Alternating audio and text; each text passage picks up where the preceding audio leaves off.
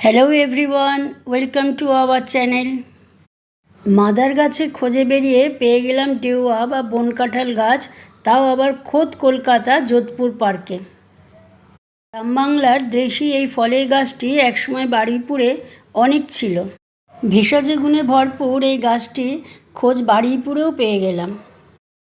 কাঁচা পাকা ফলে গাছ ভর্তি হয়ে রয়েছে। কাঁচা অবস্থায় ফলটা দারুণ শক্ত, হাত দিয়ে ভাঙা প্রায় অসম্ভব। পাকা ফলটা ঠিক ততটাই নরম যেমন কাঁচা ফলটা যতটা শক্ত। আস্তে আস্তে ছালটাকে ছাড়িয়ে নিলাম আঙুল দিয়েই, ছুরি কাঁচির কোনো প্রয়োজন নেই। কাঁঠালের কোয়া যেমন ছাড়ানো হয় ঠিক তেমনিভাবেই কোয়াগুলোকে ছাড়িয়ে নিতে হবে। তবে কোয়াগুলো কাঁঠালের কোয়ার মতো এত বড় বড় নয়, ছোট্ট ছোট্ট, আর ভেতরটা গাঢ় কমলা রঙের।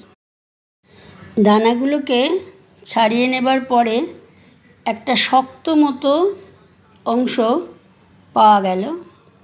অনেকটা কাঁঠালে যেমন থাকে ঠিক সেই রকম এটার গায়ে দানাগুলো সাজানো ছিল। এটা এতটাই শক্ত যেটা খাবার উপযুক্ত নয়। কিছু দানা কোয়ার থেকে ছাড়িয়ে নিয়েছি, কোয়াগুলো খুব ছোট। কিছুটা কোয়ার থেকে দানা ছাড়িয়ে খেয়ে দেখব। অনেকে বলেছে টক, আবার কেউ বলেছে মিষ্টি। ফলটা এতটাই পেকেছিল যে দানাগুলো দারুণ মিষ্টি এবং খুব রসালো ফলটা। দানাগুলোকে রেখে দিলাম, দেখি ভেজে বা সেদ্ধ করে খাওয়া যায় কিনা।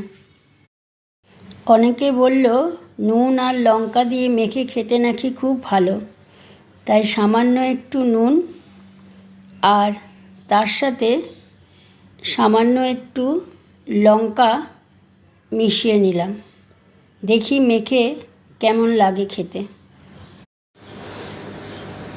এবার এই মাখাটা খেয়ে দেখব কেমন হয়েছে।